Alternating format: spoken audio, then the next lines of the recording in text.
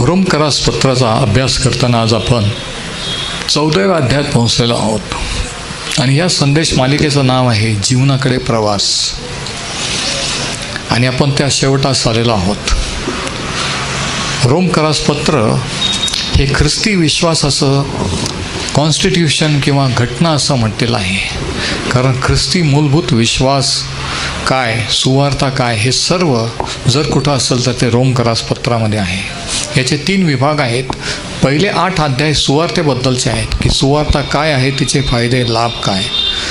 अध्याय 9 ते 11 हे इस्रायलाबद्दलचे आहे. इस्रायलचा भूतकाळातील निवड कशी केली, का केली, सध्या इस्रायलात देव काय करीत आहे आणि पुढे काय करणार आहे, हा दुसरा भाग. आणि तिसरा भाग अध्याय 12 ते 16 हे प्रॅक्टिकल ॲप्लिकेशन किंवा दैनंदिन व्यवहाराबद्दल आहे की आपण विश्वास ठेवल्यानंतर येशू ख्रिस्ताचे झाल्यानंतर दैनंदिन व्यवहार, कामधंदे, कौटुंबिक जीवन, एकमेकांशी वागणूक, चर्चमधल्यांशी बाहेरच्यांशी आपली कशी असायला पाहिजे, काय करायला पाहिजे, हे 12 ते 16 ह्या तिसऱ्या भागामध्ये आहे. आणि आज आपण 14व्या अध्यायात पोहोचलेलो आहोत.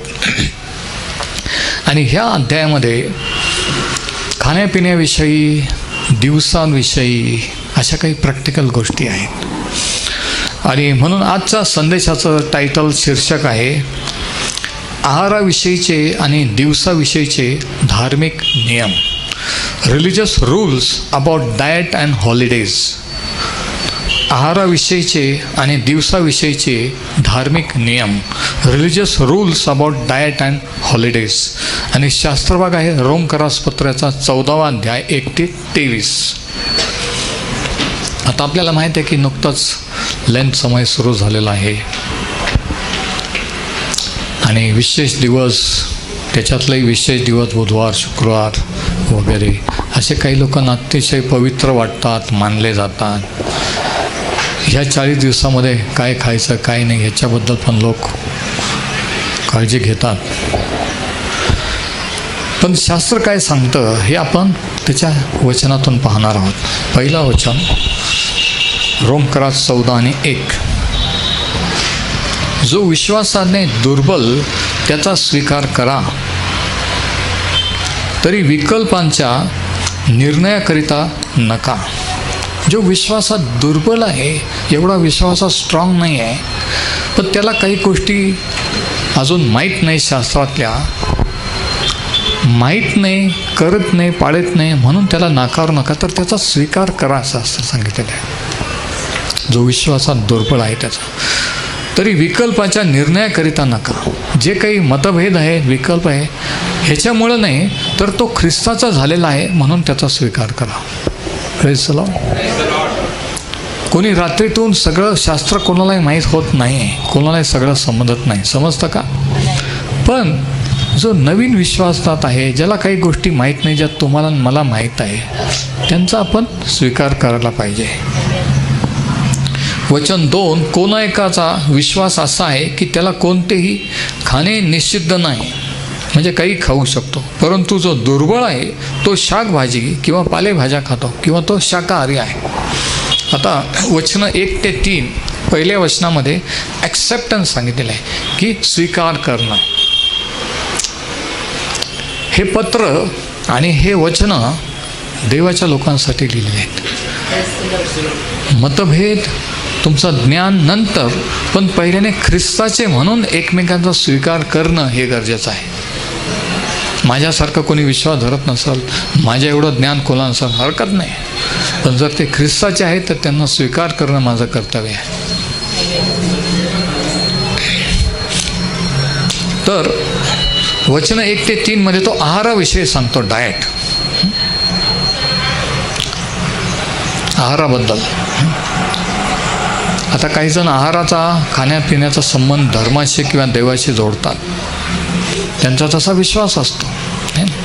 काही जण म्हणतात की हे खायचंच नाही, काही जण म्हणतात काही खाल्लं तरी चालतं. मग कोणाचं खरं, हा प्रश्न आहे. विशेष करून जर लेंथ समयामध्ये जर आपण शाकाहारीच राहायचं तर काय, मग कोणतं खरं, हे ह्या शास्त्रभागात या ठिकाणी सांगितलेलं आहे. पहिल्या 3 वचनामध्ये पहिला पॉईंट काय आहे?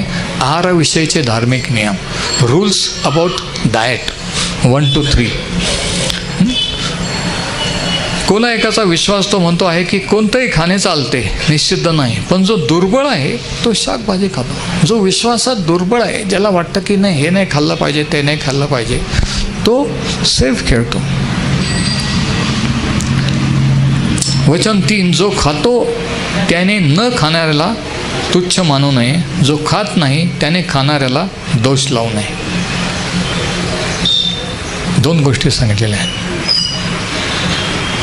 कोणाला एखादे वस्तू पदार्थ खायला आवडतो, खाण्याची इच्छा तर खातो म्हणून दोष लावायचा नाही, आणि एखादा खात नाही म्हणून दोष लावायचा नाही.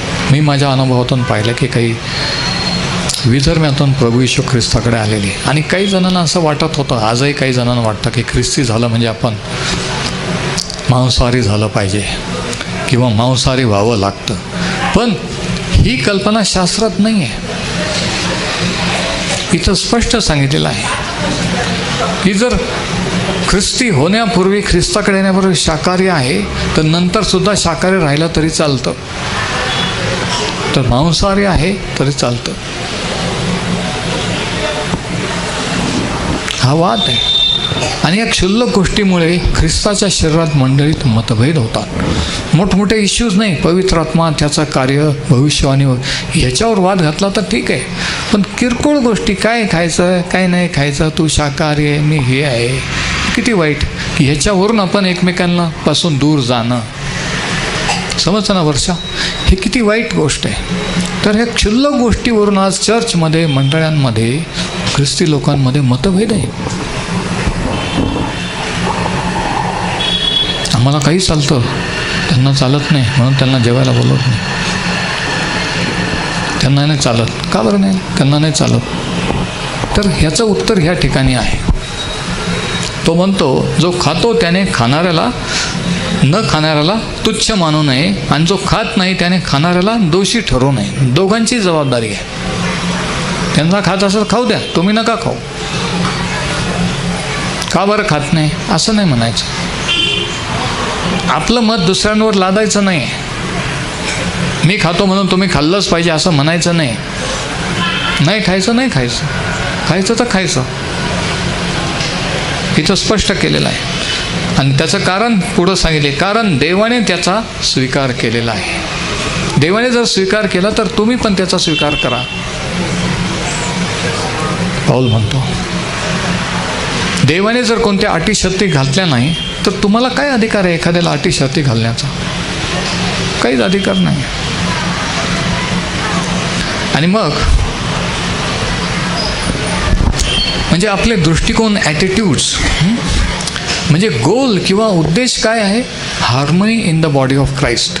उद्देश काय आहे की ख्रिस्ताच्या मंडळीत, ख्रिस्ताच्या शरीरामध्ये एक शांतता राहणे, मतभेद असू नये. क्षुल्लक कारणावरून, खाण्यापिण्यासारख्या कारणावरून मतभेद असू नयेत. बघा, आत्मिक ऐक्य, एक विचार मंडळीत असणं किती महत्त्वाचं आहे.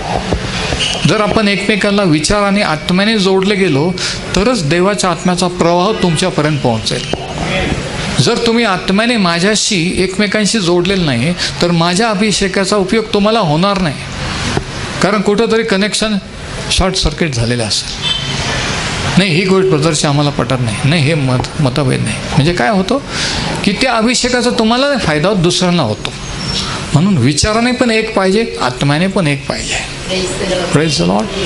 कोणतेही मतभेद कोणत्याही बाबतीत नसावेत, ही देवाची harmony in the body of Christ. Goal किंवा उद्देश काय आहे की ख्रिस्तामध्ये ऐक्य. हां, आपले स्वभाव वेगळे आहेत, विचार वेगळे आहेत, पण कोणत्या गोष्टीवर आपण विश्वास ठेवायचा तो विश्वास एक पाहिजे. जर एका देवाचे आपण आहोत तर एका विश्वासाचे पण पाहिजे. इथं स्वभावाचा विषय नाही आहे. इथं मी काय मानतो, तुम्ही काय मानता, ह्याचा विषय आहे. आणि मग वचन 5 ते 6 मध्ये दिवस पाळण्याबद्दल दिलेले आहे. दिवस मला आठवतं की सुरुवातीला जेव्हा चर्च नव्हतं, बायबल स्टडीज ग्रुप होता, वेगवेगळ्या चर्च बोलवायचे, मी उपदेश कर, तर काही लेंथ समय विशेष करून इन्व्हिटेशन लेंथ समयातली यायचे आणि त्याच्यात बुधवार आणि शुक्रवारची यायचे. ब्रदर आमच्या घरी बुधवारीच या. का बरं? नाही, गुरुवारी नको, शुक्रवारीच या. समजा काही कारण असं नाही, मग शनिवार नाही ना, शनिवारी नको, शुक्रवार चांगला दिवस. म्हणजे काय की बुधवार चांगला आहे, गुरुवार चांगला, शुक्रवार चांगला आहे, शनिवार चांगला नाही आहे. म्हणजे काही जणांना असं वाटतं की अमुक दिवशी जर प्रार्थना केली तरच मला आशीर्वाद मिळेल, दुसऱ्या दिवशी नाही. हा त्यांचा विश्वास. ठीक आहे, मग त्या दिवशी नाही जाणार, कारण त्यांचा विश्वास जर त्या दिवसासाठी आहे तरच त्यांना मिळेल, दुसऱ्या दिवशी माझ्या विश्वास जाऊन काहीच फायदा होणार नाही. बघा, तर हे असे विश्वासणारे किंवा असा विश्वास ठेवणार की अमुक दिवसच चांगला आहे, लेंथ समय चांगला. काल परवाच फोन आले नगरहून, कधी येता म्हटलं, का बरं? लेंथ सुरू झालेलं आहे म्हणून. मग हसायला लागले तिकडून.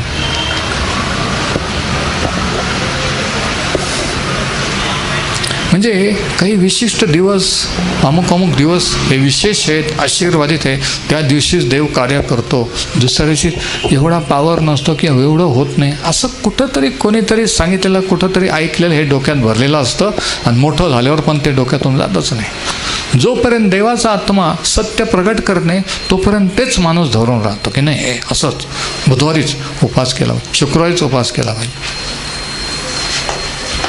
तर ह्याच्याबद्दल काय सांगितले? वचन 5, वचन 4. दुसऱ्याच्या चाकराला दोषी ठरणारा तू कोण आहेस? त्याचे स्थिर राहणे किंवा पतन होणे हे त्याच्या धन्याचे पाहणे आहे. पौल म्हणतो की तो दुसऱ्याचा चाकर आहे, तो ख्रिस्ताचा चाकर आहे, त्याचा धनी, त्याचा मालक ख्रिस्त आहे, तर तू त्याला सांगणारा कोण की हे खान ते खालचं नाही किंवा हा दिवस पाळून ते, म्हणजे काय? दोष लावायचा नाही. वचन 5. कोणी मनुष्य एखादा दिवस दुसऱ्या दिवसापेक्षा अधिक मानतो. मी तुम्हाला आत्ताच सांगितलं उदाहरण है ना. आहे का कोणी या मंडळीत असं की अमुकच दिवस चांगला आहे ब्रदर, त्याच दिवशी आमच्या घरी या? असं कोणी आहे का? मला तरी वाटतं कोणी नसावं.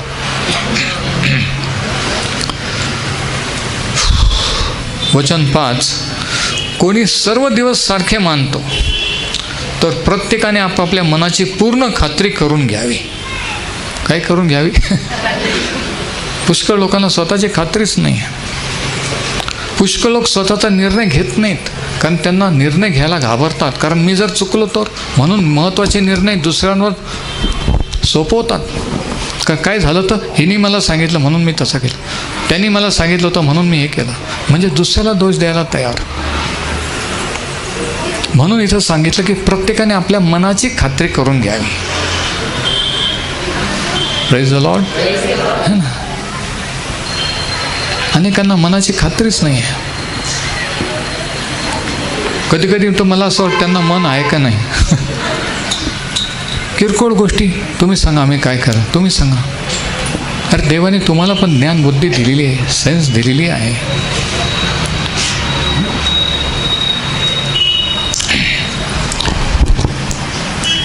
वचन 5. कोणी मनुष्य एखादा दिवस दुसऱ्या दिवसापेक्षा अधिक मानतो, कोणी सर्व दिवस सारखे मानतो, तर प्रत्येकाने आपापल्या मनाची पूर्ण खात्री करून घ्यावी. की विशिष्ट दिवसच चांगले आहेत का सगळेच दिवस चांगले आहेत? बुधवार शुक्रवार चांगले का शनिवार पण चांगला, गुरुवार पण चांगला? खात्री करून घ्या. एवढ्या खुश होत नाही. मी पाहिलं चेहऱ्यावर, शनिवारी कोणाकडं प्रेरणा एवढ्या खुश होत नाही. ते म्हणतात ठीक आहे. तर जर आपण म्हणलं शुक्रवार किंवा बुधवार तर एकदम खुश होतात, चेहरा एकदम खुलला जातो. म्हणजे काय की तो दिवस त्यांना आवडत नाही आहे. म्हणजे काय की सगळे दिवस सारखे आहेत असा त्यांचा विश्वास नाही आहे. फक्त काही दिवस आशीर्वादित आहेत, महत्त्वाचे आहेत, दुसरे दिवस नाही आहे. त्या दिवशी कोणतं काम करायचं नाही. पण हा ख्रिस्ती विश्वास नाही आहे. जर तुम्ही ख्रिस्ताचे आहात तर असं वागणं, असा विचार करणं हे चुकीचं आहे. वचनाला धरून हे इथं सांगितलेलं आहे. त्याच्यात काही फार भूषण नाही आहे की मी बुधवार मानतो, मी शुक्रवारच मानतो. त्याच्यात अडाणी पण आहे, शास्त्राप्रमाणे अज्ञान आहे.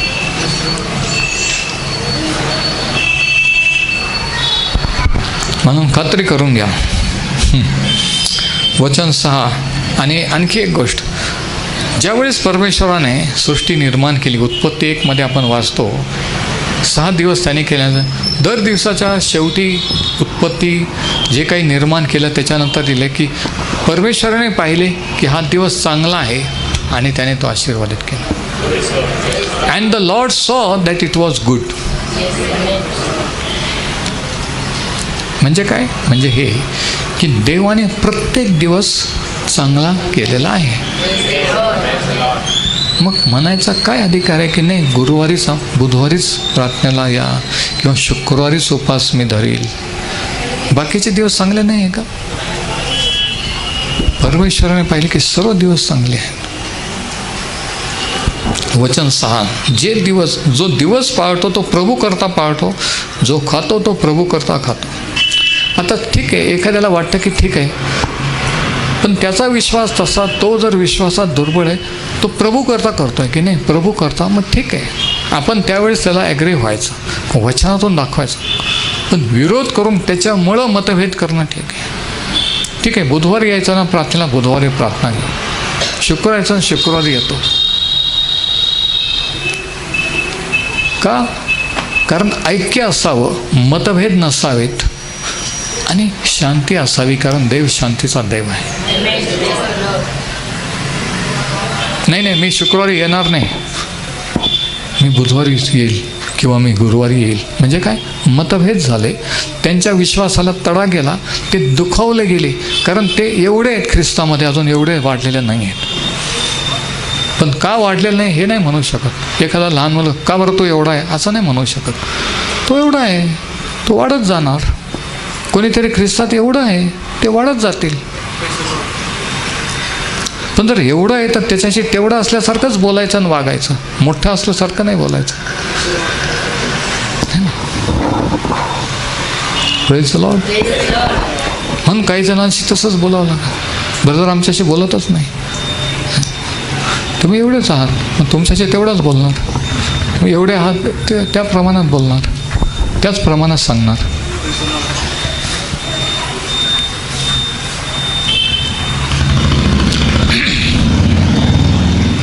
जो दिवस पाळतो तो प्रभू करता पाळतो, जो खातो तो प्रभू करता खातो आणि तो देवाचे उपकार स्मरण करतो. जो खात नाही तो प्रभू करता खात नाही आणि तोही देवाचे उपकार स्मरण करतो. म्हणजे तो म्हणतो की ज्याचा त्याचा विश्वास, ज्याची त्याची मानसिकता, ज्याचा त्याचा जर तशी समज आहे तर असू द्या. तुम्ही बदलण्याचा प्रयत्न करू नका. देवाने त्याच्या आत्म्याने त्यांना बदलू द्या. तसा विश्वास तसं मानतो म्हणून त्यांच्याशी फेलोशिप करू नये हे चुकीचं आहे. हे त्याला म्हणायचं आहे. पॉईंट हा आहे. ऑब्झर्विंग डेज, कलस्सेकरास पत्र 2, 13-16. आता हे दिवस, आता विशेष करून आपल्याला माहीत आहे की यहुदी लोकांच्या दृष्टिकोनातून कोणता दिवस महत्त्वाचा होता? शनिवार, म्हणजे शाबात. म्हणजे दिवस पाळतो म्हणजे स्पेसिफिकली अचूकपणे पावलाला शाबाताविषयी म्हणायचा. आता उदाहरणार्थ बिलिव्हर्स लोक, काही जण रविवार खूप पवित्र, खूप महत्त्वाचा वाटतो. तो आहे पुनरुत्थानाचा दिवस आहे, भक्तीचा आठवड्याचा पहिला दिवस. पण याचा अर्थ दुसरे दिवस महत्त्वाचे नाहीत असं नाही आहे. तर शाबाताविषयी जो दिवस पाळतो तो प्रभू करता पाळतो, है ना. तो दिवस म्हणजे कोणता? शाबात दिवस. आणि जो पाळत नाही तो पण प्रभू करता पाळत नाही, है ना. म्हणजे तो म्हणतो जे काही ते करतात ते प्रभू करता करतात. आता कलस्से 2 या ठिकाणी कलस्सेकरांना पावलाने काय लिहिलं बघा. आता ही पण विदर्भी मंडळी होती, ते विदर्भातून देवाकडे आलेली होती आणि त्यांना पाऊल काय लिहितो आणि त्यांची संस्कृती, दिवस, है ना, कोणतं खायचं, काय नाही, कोणत्या दिवशी, हे सगळी प्रथा होती. आणि मग ते ख्रिस्ताकडे आल्यानंतर मग प्रश्न असा पडला की मग त्या धर्मात आम्ही हे करत होतो, ते खात होतो, अमुक दिवशी अमुक होतो, मग इथं काय करायचं, हा प्रश्न आला. आणि मग ते क्लिअर करण्यासाठी पावलाने लिहिले. वचन 13 पासून आपण वाचू. कोलोशियन्स 2:13. कलस्से 2 13 जे तुम्ही आपल्या अपराधाने व देह स्वभावाच्या बेसुंतीपणाने मेलेले होता, त्यात तुम्हाला त्याने त्याच्याबरोबर जिवंत केले आणि आपल्या सर्व अपराधांची क्षमा केली. त्याने जिवंत केले आत्मिकरित्या, त्याने क्षमा केली. दुसरी गोष्ट, आपल्या विरुद्ध असलेला विधींचा दस्तऐवज आपल्याला प्रतिकूल होता तो खोडला, वधस्तंभावर खिळून टाकला. म्हणजे नियमशास्त्र कॅन्सल केलं. है ना, किती आज्ञा पाळतो हे पाहून तो आपल्याला न्याय करणार नाही आहे. वचन 15, त्याने सत्ताधीशास व अधिकाऱ्यास नाडून त्यांच्यावर वधस्तंभावर जयोत्सव करून त्यांचे उघड प्रदर्शन केले. सैताने दुरात्मे, है ना, इव्हिल फोर्सेस ऑफ डार्कनेस, सैतानाचं साम्राज्य, गव्हर्नमेंट, याच्यावर विजय मिळवला. आणि आत्ता पहा वचन 16, नीट लक्ष द्या. वचन 16, तर मग खाण्याविषयी किंवा पिण्याविषयी तसेच सण, अमावस्या किंवा शाबात याविषयी कोणी तुमचा न्यायनिवाडा करू नये.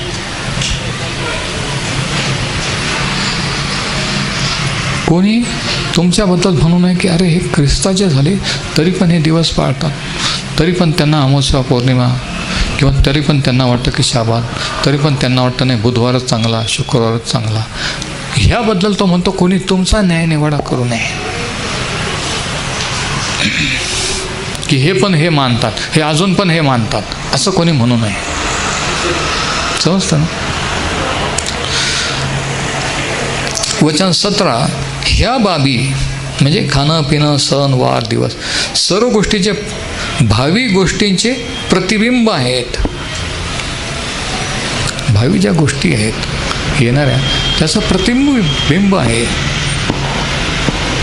शाबात उदाहरणार्थ, शाबात कोणत्या भावी गोष्टीचा प्रतिबिंब होता? शाबाताच्या दिवशी देवाने काय केलं? 7वा दिवस त्यांनी विश्रांती घेतली. 6 दिवसात सगळं निर्माण केलं, माणूस निर्माण. 6व्या दिवशी माणूस निर्माण केला आणि 7व्या दिवशी विश्रांती, म्हणजे काहीच करायचं. म्हणजे माणूस निर्माण झाला आणि तो विश्रांतीत गेला. माणसाला करायसाठी काही ठेवलेलं नव्हतं.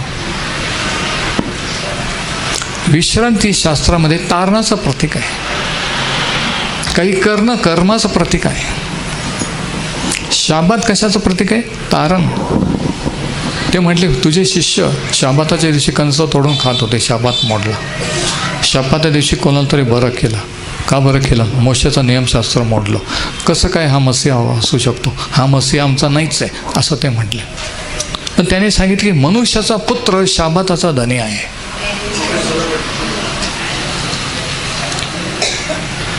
त्याने सांगितलं की मनुष्य शाबाकरिता नाही, शाबात मनुष्याकरिता केलेला आहे.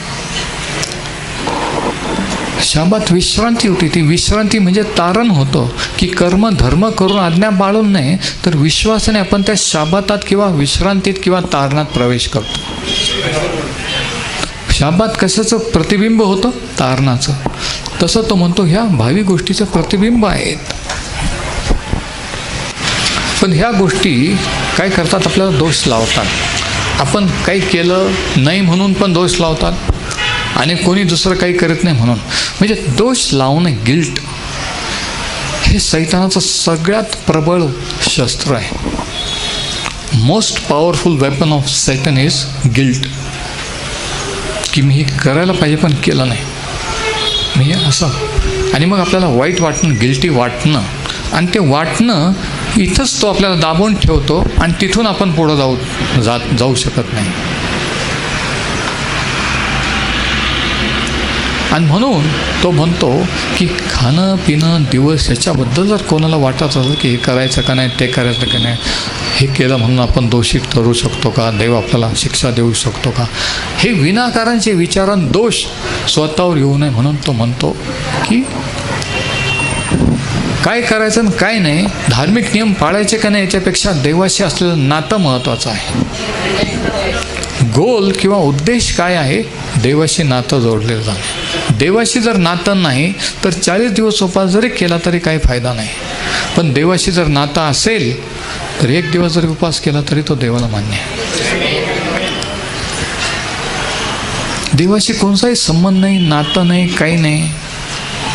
आणि नुसतं आपण बुधवार शुक्रवार करतो किंवा काहीतरी कर्म करतोय, काहीतरी देवासाठी करतोय. ते नाही, देवाला नातं महत्त्वाचं आहे. म्हणून रूल्स, धार्मिक नियम महत्त्वाचे नाही आहे, देवाशी नातं महत्त्वाचं आहे. रविवारी येऊन चर्चला गेलंच पाहिजे हा रूल महत्त्वाचा नाही. देवाशी जर नातं नसेल तर चर्चला येऊन फायदा नाही आहे. मी नेहमी सांगतो आणि परत सांगेन, देवाशी नातं असेल तर तो फायदा आहे, नाही तर नुसतं यायचं आणि जायचं, तो रूल झाला, धार्मिक नियम झाला की आपण गेलं पाहिजे, केलं पाहिजे. हे पाहिजे काय असतं? हे धार्मिक नियम असतं. Praise the Lord. पाहिजे जेव्हा कोणी म्हणतं किंवा आपल्याला वाटतं म्हणजे काय की आपण स्वतःवर बंधनं लादून घेतो. ख्रिस्ताने मुक्त केले पण आपल्याला वाटतं नाही हे असं केलं तर आपण जास्त आशीर्वाद, ते नाही केलं म्हणून आशीर्वाद मिळाला नाही. म्हणजे काय, आपण स्वतःला दोषी ठरवतो. पाऊलाचा पॉईंट हा आहे की किरकोळ गोष्टीवरून स्वतःला किंवा दुसऱ्यांना दोषी ठरवू नका. नियमांच्या, धार्मिक नियमांच्या बंधनात अडकू नका. देवाशी नातं टिकवून ठेवा आणि ते नातं वाढवा. Praise the Lord. आणि नंतर पुढे काय सांगितलेलं आहे बघा, रोमकरास पत्र 14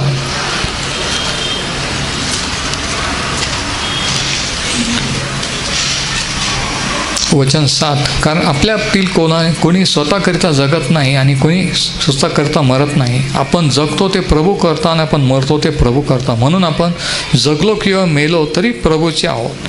ख्रिस्त यासाठी मृत्यू पावला व पुन्हा जीवन झाला की त्याने मेलेल्यांचा व जिवंताचाही प्रभू व्हावे. तो म्हणतो ख्रिस्ती जीवन जगणं, त्याच्याशी नात्यात राहणं, त्याच्याशी कनेक्टेड राहणं हे महत्त्वाचं आहे. दिवस पाळतो का नाही, काय खातो का नाही, ही नाही खात, ते मी खातो, हे गोष्टी महत्त्वाच्या नाही. तो म्हणतो रिलेशनशिप, देवाचं नातं महत्त्वाचं आहे, एकमेकांशी नातं महत्त्वाचं आहे. मतभेद करणं महत्त्वाचं नाही की हे खात नाही म्हणून हे वेगळे, तुम्ही वेगळं बसा, तुम्ही शाकाहारी, किंवा तुम्ही हा दिवस माळत नाही मग त्या दिवशी आम्ही तुमच्या, हे मतभेद नाही. तो म्हणतो युनिटी, ख्रिस्ताच्या मंडळीत ऐक्य कसं येईल हे आपलं ध्येय पाहिजे. हे तुमचं ध्येय असू द्या. ते करतात तर करू द्या. एक दिवशी ते वचनात वाढतील, देव त्याच्या आत्म्याने प्रगट करील, ते जाईल. पण आता जर त्यांचा समज असा आहे तर करू द्या, काही हरकत नाही. 40 दिवस पाळले तरी हरकत नाही, नाही पाळले तरी हरकत नाही. तसं काही रूल नाही आहे. पण ह्याच्यामुळं कोणाला दुखवू नका आणि कोणाशी मतभेद करून घेऊ नका. शांतता राखा एकमेकांशी आणि देवाशी. Praise the Lord.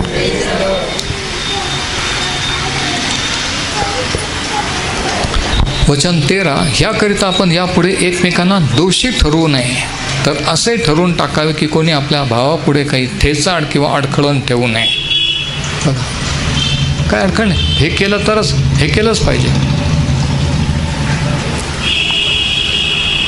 असं अडखळून किंवा अशा अटी शर्ती तो म्हणतो कोणी एकमेकापुढं ठेवू नये. Praise the Lord. आणि मग 14व्या वचनात तो म्हणतो की मला ठाऊक आहे की प्रभू येशूमध्ये मला खात्री आहे की कोणताही पदार्थ मूळचा निषिद्ध नाही. है ना, कोणताही पदार्थ वाईट नाही आहे. तथापि अमुक पदार्थ निषिद्ध आहे असे समजणाऱ्याला तो निषिद्धच आहे. एखाद्या वाटतं की अमुक खाल्लं तर मी पाप केला असं होईल देवापासून, तर मग त्याच्यासाठी तसं होईलच, कारण त्याचा विश्वास तसा आहे. पदार्थ वाईट नाही, त्याचा दृष्टिकोन, त्याचा ॲटिट्यूड, त्याचा पाहण्याचा दृष्टिकोन, विचार करण्याचा कसा आहे त्याच्यामुळं तसं आहे. किती जणांना समजते मी काय बोलतोय बघा.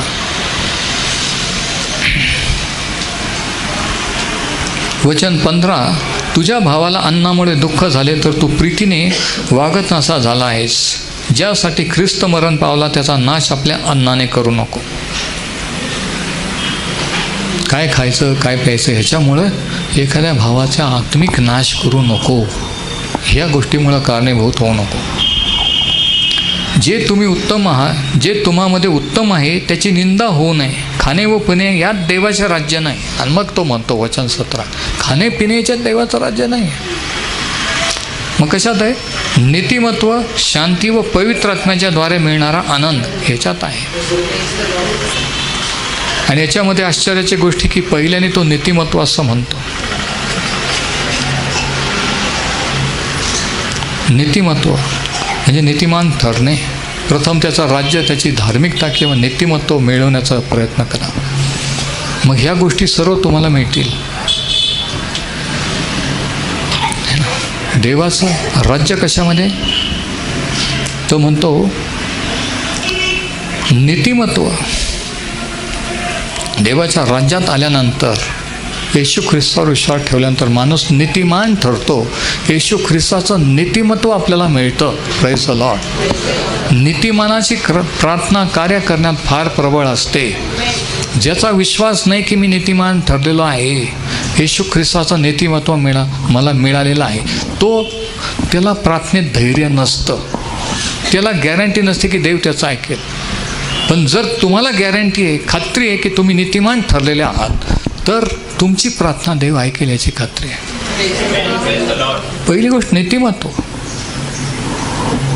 पहिला क्वालिफिकेशन आहे. नंतर तो म्हणतो नीतिमत्व शांती आणि पवित्र आत्म्याद्वारे मिळेल आनंद. शांती आनंद हे कशावर अवलंबून आहे? नीतिमत्वावर.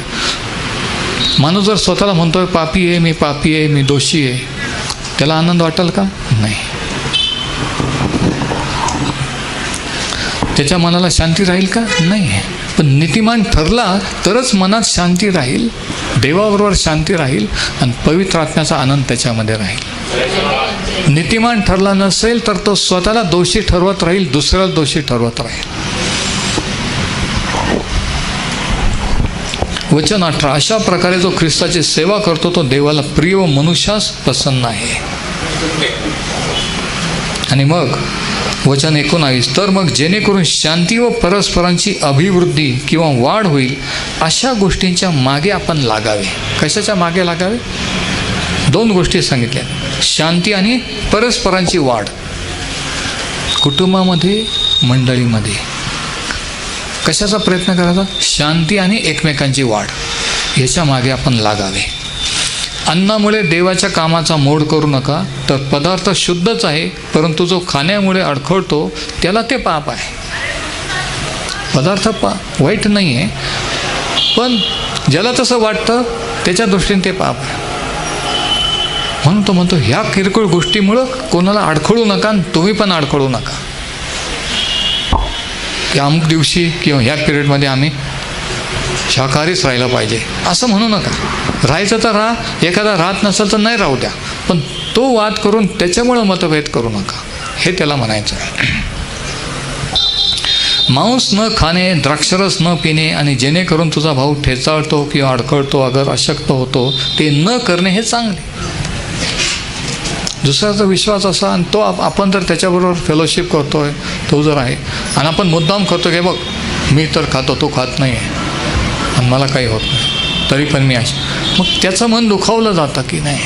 मग त्याला इच्छा नसेल तर त्याला वाटतं की नाही खाल्लं तर मी आशीर्वादित होईल किंवा नाही खाल्लं तर, असं म्हणून एखाद्याला अडखळण होऊ नका.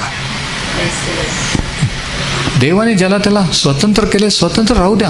तुम्ही तुमचे विचार त्यांच्यावर लादू नका. Praise the Lord. तुम्ही म्हणा की असं केलंच पाहिजे, तसं झालंच पाहिजे, नाही. महत्त्वाच्या गोष्टी त्या गोष्टींना महत्त्व द्या. तो म्हणतो ह्या गोष्टींना नाही, दिवस का खाणं पिणं का हे. तुझ्या ठाई जो विश्वास आहे तो तू देवासमक्ष आपल्याजवळ ठेव. वचन 22. आपल्याला जे काही पसंत आहे त्याविषयी ज्याला स्वतःचा निवाडा करावा लागत नाही तो धन्य.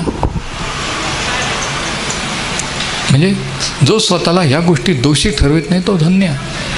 Praise the Lord. याला नेहमी वाटतं की मी काहीतरी नाही, हे केलं तर ते होईल, तसं केलं तर असं होईल, हे केलं तर हे खाल्लं तर अमुक दिवशी प्रार्थना केली तर देवाला मान्य होईल, तमुक दिवशी उपवास केला तर. तो म्हणतो तर हे तो म्हणत आहे की ज्याला स्वतःचा न्याय निवडा करावा लागत नाही तो धन्य. पण संशय धरून जो खातो तो दोषी ठरवतो, कारण त्याचे खाणे विश्वासाने होत नाही आणि जे काही विश्वासाने नाही ते पाप आहे. म्हणून मेन पॉईंट त्याचा हा आहे की ख्रिस्ताच्या मंडळीमध्ये एकमेकांमध्ये ऐक्य कसं राहील ते टिकवायचं आहे. मतभेद खाण्यापिण्यावरून, दिवस पाळण्यावरून किंवा काही धार्मिक रूल्स रेग्युलेशन म्हणून आपण स्वतःवर रूल लादायचे नाही, दुसऱ्यावर लादायचे नाही. आपलं नातं देवाशी टिकवायचं, एकमेकांशी टिकवायचं आणि शांतीने राहायचं. परमेश्वर हे वचन आशीर्वादित करो.